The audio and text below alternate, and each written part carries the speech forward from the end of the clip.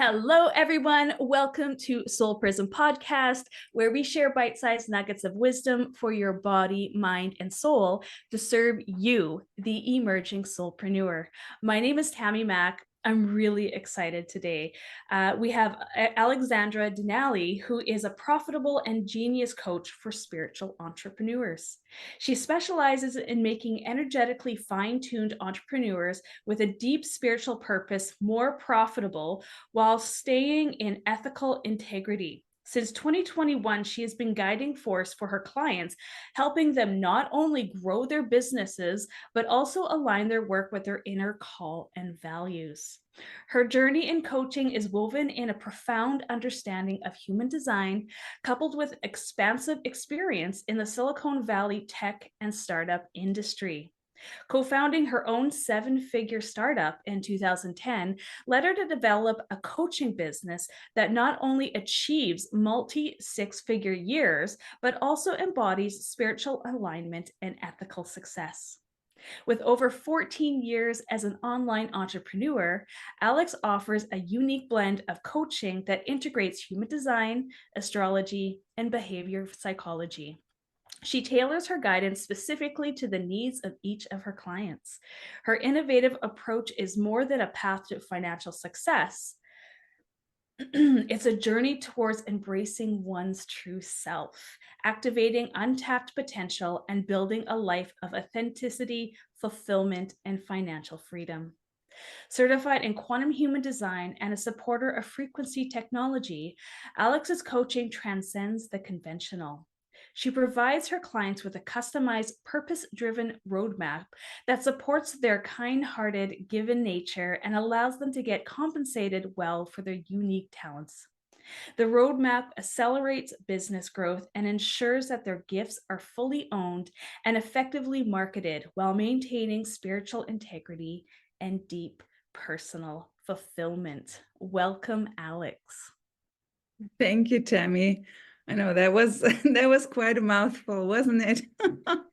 But you know what? It's such a beautiful celebration for who it is that you are and what it is that you are bringing to the collective and to the what I call the emerging soulpreneur.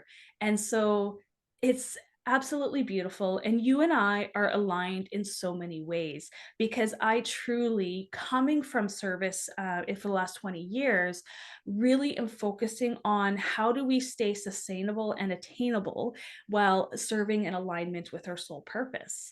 And so I just love how in tune that we are. And the topic that we're talking about today is so controversial, but I'm so excited because me and Alex are on the same frequency when it comes to this. And so we're talking about cosmic human design and how we are pivoting our lives and our business by using our cosmic human design. We've both experimented with our traditional human design for many years, and now we're ready to try something different. So Alex, I would love if you would talk a little bit about what it was that pulled you into working with your cosmic.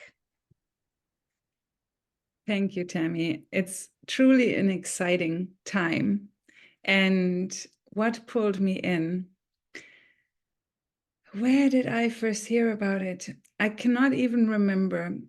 I have to dig and actually send gratitude because this is amazing.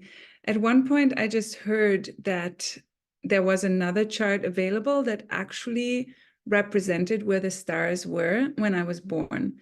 And it made me aware that my tropical human design is one calculation, not the only calculation. And it's based, the traditional human design is based on this over 2,000-year-old calculation of what they knew, and they based it on where the stars were at that point, right? They never intended it to go like, this is the way forward for all eternity, right? They're just like, oh, look at the stars right now, and this is what they're doing, and now we're going to map it, and this is what this means. And then people stuck with it. And so when I became aware of, oh, there's actually another constellation of the heavens when I was born, I got interested because it made so much sense to me. And I saw my cosmic chart over 2 years ago for the first time. And I kind of like, I internally blushed a little bit because it was kind of like, oh my God, that's me. But I didn't know if I could own it yet. So I kind of looked around a little bit, and I found some things that I resonated with immediately, but also I found a lot of parallels between my cosmic chart and my tropical chart. A lot of themes were similar, but the expression of those themes was very different. And just recently, I've been in a lull a little bit with my because my business is very personal and it's based a lot on my chart. And so I've been a little bit in a lull over the past few months with my tropical human design and the business I had based on it, and kind of felt like that I couldn't find another area inside of me where I could expand it more, if that makes sense. And so I went back to my tropical over and over again, and over the past 2 years, and looked here and looked there, and my brain wanted to make more sense of it and find more evidence to where I've always been that person already. But it's kind of like the tropical laid on top of it, like a shell. And then that shell became too small. And then I could finally explode into my cosmic human design. And now, and I'm just going to, this is a giant spoiler alert. You don't need to listen or watch the rest of this, but I'm just kidding. Now it's the first time also with my cosmic astrology, which is called True Siderial, True Sky, Life Sky, whatever you want to call it. First time in my life, I don't want to be anyone else anymore. I am so happy with who I am now. And not that I haven't always been this, right? But it's kind of like, oh, I'm completely aligned with the stars now, and that feels very different in my body. And those who are not there yet, this might not make sense to you, but maybe there will come this point in time where you also feel like your tropical is a shell that feels a little small and wants to be cracked. So that's what I got as an opening sentence. I love that so much. And my guides kind of gave me the same information as well. First of all, Pluto's in gate 60 in tropical human design. And when you were talking about, I was ready to push past my constraints, right? That really brought in a lot of what I feel is kind of happening right now. So for me, the way that my guides explain it is that the tropical is connected to the 3D collective consciousness. And then and that's fine, but that is what we have been really connected to, this man-made matrix that we've all been living in. And it's been feeling really, kind of heavy. And so my guides kept saying, don't get stuck there, don't get stuck there. And then I was introduced to cosmic, and my guides also said, okay, Tammy, this is awesome, play with it, go have fun, but this is still another matrix, because you are all of the chart. You are all of it. And so whatever it takes for you to fully embody the wholeness of who you are, if it's step by step, whatever it's going to take, enjoy it, right? Enjoy it. And so when we're talking about traditional, this is what most people, when they're talking about astrology, is really connected to. And then sidereal, as Alex says, is where the stars actually are, right? Where they actually are at this time. So Pluto isn't, according to sidereal, isn't moving into Aquarius, but it's actually moving into Capricorn. And so we can see the similar themes happening, but we get to see it in a different vantage point and a little bit more of expanded vantage point. And I'm curious, are you using 13 house or 12 house? I am using 13 house, and I wanted to, not 13 house, 13 signs. So the thing that I wanted to just stack on top of what you just said, there are also a lot of different sidereal calculations out there. And so, and the thing is with the softwares, what we're doing a lot of back-end research right now because we really want to get it right. And looking at the people who are calculating it in different ways and talking to them and understanding what's going on. And there's a lot of sidereal, like in one of my softwares, I'm an emotional generator in sidereal, and that doesn't fit. Like even the channels and the gates don't make sense. I mean, I could be that person, but I'm not, right? Or I like that you said the ultimate joke is that we're all off the chart, but it's a journey, right? And I'm really loving that journey. And so it's really important that you find the true sidereal, the live sky calculations, because just, there are so many tropical calculations as well. There are so many sidereal calculations. So that's one thing that I wanted to stack on there. Yeah, I actually had a meeting with Richard Mason last year, who created Cosmic Human Design. It's kind of funny because people are like, where is he? Can't find him. He's hiding. But honestly, if you click on the Cosmic Human Design and book a meeting, like I had a meeting the next day. Like it wasn't that hard. So people, you have to pay to play. Okay. Sometimes you have to invest in yourself, and people that are creating stuff really, to me, deserve that respect, right? And so I paid to play. I had, and so he gave me the calculations and the permission, not that we need permission, but to use it in my business and to use it with Genetic Matrix, which is the software that I use. I know that many are using True Sky. And there's going to be, I feel, so many more softwares coming soon. But I'm a GM girl. I love it so much. So, okay, so we brought in Cosmic Human Design, and I want to ask you, Alex, about your tropical design versus your cosmic design and the differences between the two and the similarities, because as you said, for me, it's like you have your tropical and you have your cosmic, and it's not like I'm only this or I'm only this, but what is the underlying current, the underlying energy between the two that you can bridge them together? Yeah. So the underlying energy is that I'm still a projector. So that's fun. In my tropical, I'm a 1-3 self-projected, throat and G center. And so I've already played with a lot of openness in my chart.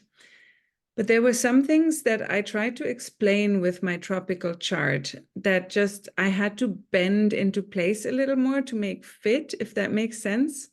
But the journey was a lot about me, me, me, me, me. I'm an only child, and the 1-3 is like the only profile that's really not very externally focused. But then I also had a lot of Libra and Gemini in my astro chart. So there was my more outgoing, caring for the people, service-oriented stuff.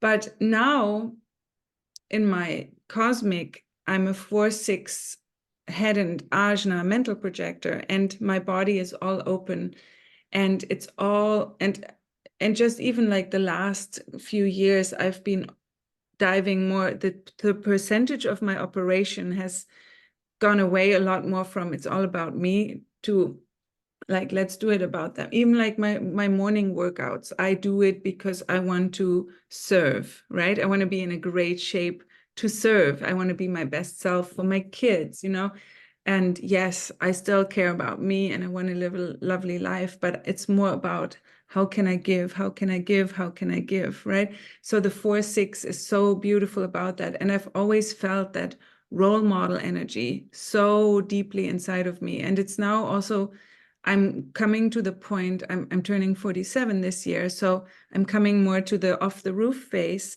And I've been noticing more like people just want to hear how I think about things. Like they pay me to know how do I think about things. And there's like super role model energy, right? So, but there's a lot of leadership in my self-projected chart. And I always liked that because I wanted to lead. And now I'm able to lead more from all the structures and the chess games that I've played for decades in my head, which is I've always been a defined ajna. I've always been a Taurus sun. Yes, I have some Gemini traits, but they felt more like mental concepts in my previous sun. And my Taurus is who I've always been. I've always sung. I've always loved eating. I've always loved it cozy. I've always been all the senses, you know? I've always been very touchy, right? And there's just stuff that you can't deny, right? Once you see your cosmic. But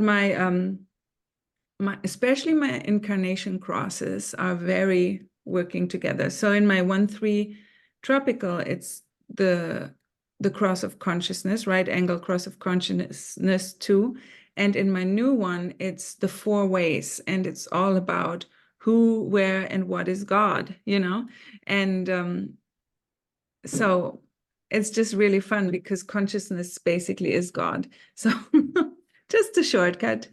But this is so fascinating, and now I can explain things in a different way about me and my behavior over my lifetime, but it makes sense in a deeper way, if that makes sense.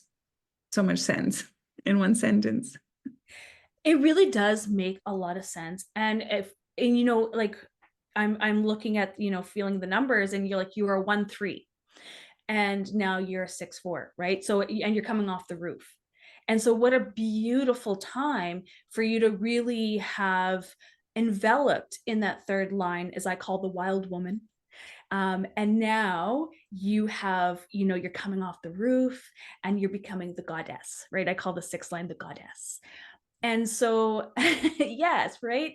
And so you get to fully embody it from a place of, I have done the work as a 1-3, I have done the work as a self-projected, and now I'm ready to broadcast, I'm ready to share, I'm ready to be a lighthouse to my communities with that 4th line, as I call the hardest. And so it's such a beautiful dance between the two that you are moving through. And so I'm so excited to see how this pivots in your business.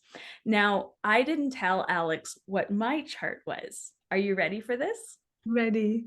So in traditional human design, I am a 6-2 splenic projector with 1 gate, the 4426, the gate of surrender. So my spleen and my will center defined. And I am the left angle cross of the alpha. So very much based in leadership. My cosmic human design is a 9-centered man-gen. And I'm a 3-5 emotional manifesting generator. Now, what I was finding, what really brought me into connecting to this chart even more and more and more, was everybody kept saying, you're so powerful. You're so powerful. You're so powerful. How are you so powerful? How can you do all the things that you're doing? And I'm like, because I'm a fucking man-gen. And then the other thing is whenever I was playing with the queen archetype, which is the 5th line for me, people would like celebrate me as a queen. And I was like, that is so bizarre. But really brought it home for me was the line 3 of humor. And I started using more humor in my social media posts, and wow, blew up completely. So moving from teaching and you know, being, you know, kind of teaching in my brand, I started to bring more of my own crude humor, and it's really working well in my business. And so finding these little nuances that, yes, I am a 6-2 spline projector when I am working in the 3D, but when I'm my expanded self, when I am working with the quantum, I'm a 100% manifesting generator, 100%. And I love that you say this, because I was thinking about this before our meeting today, because it's all about, you know, which timeline do we want to serve, right? Do I want to keep serving the 3D timeline, which is already here? You know, there's nothing I need to do to keep it in place, because the 3D is 3D, evidently, because it's existent in form, right? But if I want to put my part into how to evolve this timeline of the 3D into a 5D, which means nothing more than let's bring in more God, spirituality, kindness, love, altering our relationships to being more understanding and compassionate with ourselves and one another. That's all that this is. That's where my cosmic comes in. That's where my 5D chart, because 5D, all that means is we are bringing the quantum field in. We are working with the cosmos. We are working with the stars. And what a better way than doing it with the operation manual that you received from the stars where they were as you were born. It's easy for me. I don't know how anyone's arguing with this. Just and for me, it doesn't matter. At the end of the day, I'm really pivoting in my business when it comes to human design, because I'm finding that people are trying to fit into their chart, and people are trying to use their chart as a victim story instead of empowering, right? Yeah. I'm this way because of my 18s. I'm this way because of my 63, all this kind of stuff. And I'm like, whoa, and so I'm really seeing a lot of evolution of human design, which to me, like, if you think about it, Christianity has 36,000 different sets, around the world. Wow. And we look at human design, which was channeled in 1987, starting with the traditional human design, moving to, as you and I are both certified in, the quantum human design, which is an empowering language, and I absolutely love. Now we're seeing the cosmic human design. So we're going to see a lot more evolution, especially as my guides tell me, we're going to be starting to really see more. Now they tell me we don't even see what's in the sky yet. We don't have the consciousness yet to understand what is in our solar system, but we are starting to become more aware of it. And as we become more aware of it, we get to use more of that in our consciousness, right? And so I'm really, really excited to see how that's going to play out. And also for me, what's showing up is the autism spectrum. Right? Human design was meant to decondition us human beings, right? But the new wave of children, and to me, it's those that have autism are kind of already on that new wave. Is human design going to be the same for them? Like, are they going to need all the deconditioning that we need right now? I'm curious, what are your thoughts on that? Well, being a former gut health coach and knowing at least one amazing woman who does deep work with autism children through the diet, I think there's also a lot going on with gut healing and diet that is going to emerge for autism spectrum children and healing their guts and going about it from that angle. But I also think a lot about this when it comes to, for example, children, or if you like, let's take the David Beckham example, right? I didn't watch all of his documentary, but part of it, he said that all he ever wanted to do is play soccer, right? He wasn't interested in school. He like, and so many kids get diagnosed for not wanting to learn or sit still, and then there's something wrong with them, right? And so many other kids love sitting down and studying and pulling it all into their brains, right? So it's like, what is your body trying to tell you? Like, okay, David Beckham, he probably fought his way through school, but he still kept playing soccer, and look at him ultimately who he's become. He's a soccer legend. So he was just listening to what his body was telling him, right? Or, other people become researchers and scientists because they love studying. They love computer programming from early ages, right? And then they become really amazing developers, right? So it's just like, there's nothing wrong with anyone. If you can't speak because you have autism, yes, maybe there's some other deeper healing that can happen, right, on a physical level. But let's not over diagnose everyone and just like guide everyone a little bit more towards, yes, it's still good if you can read and write and do math and learn like some basics, but let's push what's natural to that person and not tell them something's wrong with them all the time, right? I believe that so much. And, evolution is messy. evolution is messy. And to me, the autism spectrum kids are the evolution that we're going to be seeing in 2027, right? And so to me, it's fascinating, being in space, because I work in mental health, and I see a lot of behavior with the autism. And to me, it's fascinating. How can we support them to be on their level? Because they're not meant to come down to our level, right? Like, they're here to bring the new awareness, the new frequencies, right? And so their frequencies are, very different. They are nonverbal, many of them, because they are able to connect in different ways. But anyway, I just wanted to bring that up. The other thing was, Taylor Swift is a projector. Could you imagine if somebody told Taylor Swift that she's a projector, and she starts thinking she doesn't have the energy for what it is that she is creating? So I find it so fascinating when we talk about energy types and energy. For instance, when I learned that I was a projector, and I was told that I don't have energy, or I'm supposed to, that's why you're burnt out, because you're spending so much energy. And so I try to slow down, and man, my body did not like that at all. And so, coming into this awareness and playing with that man-gen energy has really given me such a relief that, yes, I can have so many different projects, and that's okay.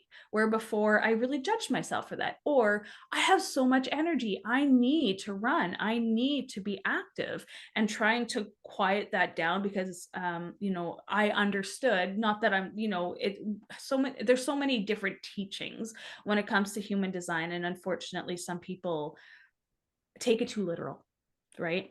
I'm a literal taker. And so really had to learn the hard way through that. But this is exactly the thing as well, in neither of my charts do I have any motor centers, and I've always been a very high energy person.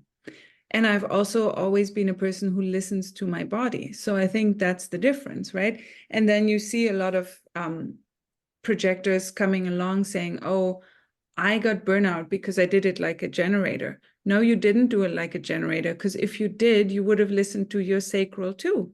You have access to your sacral just like anyone else does, right? You're able to tap into there and ask, does this bring me joy? Does this bring me the joy to put the energy into it like a generator would?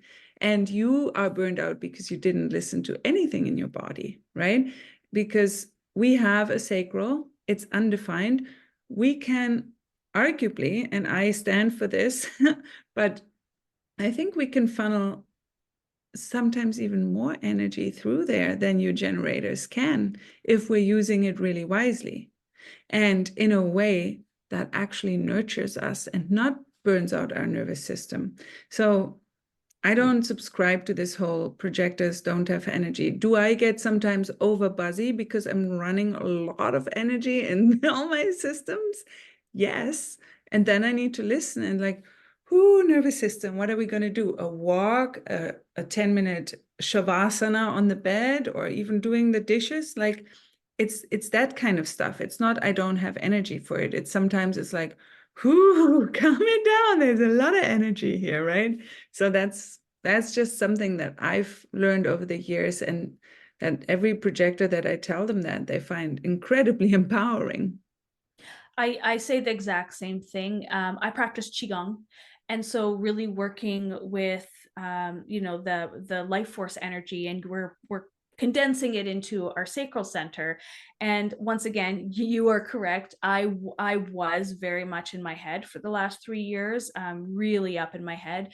Now fully like embodying this stuff and really coming back into my body and connecting and loving my sacral versus, it does, it doesn't, I remember you and I talking about building capacity, and how important it is for all energy types, but especially projectors, and how it is to build capacity, right? And so having those energetic practices so that we can honor our bodies and our energy versus what we've been told or not, right? So I love that so much.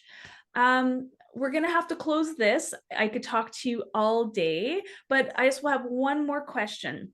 How are you pivoting in your business now that you are working as a mental projector? Well, there are just a couple of powers in my cosmic chart that I've always had but never pushed, because maybe I didn't subconsciously feel ready or whatever, or it just wasn't my time yet. And I'm pivoting my business to, because before I worked with only projectors, right? And now a lot of my private clients and mastermind clients and previous and course clients, they're no longer projectors in cosmic, and they still love my teachings. And I've had so many people ask me over the years, do you know anyone who does what you do and works with the generators? And so I'm just opening it up now, and I'm pivoting away from just projectors in business to working with people who have a deep spiritual mission. Basically, I'm going to work with myself, people with a deep spiritual mission, but who still believe, because my Taurus, money is important and comfort, and we want to be well taken care of, and that we can combine a deeply spiritual purpose in business with being profitable, and how to do that. So that's the new pivot. And it's also very in line with my new Virgo rising North Node and Pluto. So Virgo all being of service and detail oriented, and so I'm excited about it. I'm a little bit humbled, and I hope that I get the right channel to bring it out exactly as it needs to be. And that's all I'm praying for. Once again, I love coincidences and synchronicities. I moved from the left angle cross of Alpha, of leadership, the democratic leadership, to the right angle cross of service. And so I've been in service for all my life. And what's so important to me now is sustainable service. So that means, service industry don't get paid a lot. We're the lowest paid people really in the world, and I'm here to change that. And so that is my mission right now, is like, how can you create your own way? How can you become sustainable and still serve from the heart in a way that you are no longer a martyr, but you are creating from service, which is very different energy of the spectrum, right? And so it sounds like you and I have a lot more in common that we talk about. And I truly am excited to see what brings this year, and maybe we can work together in the future. I'd love to explore that and chat a lot more, obviously. Awesome. All right. Well, that's it for Soulprism Podcast.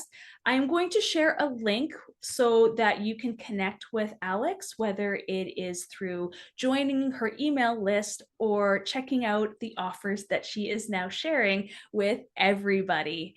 And so that is it for today. I hope you all have a wonderful week, and we'll see you next week.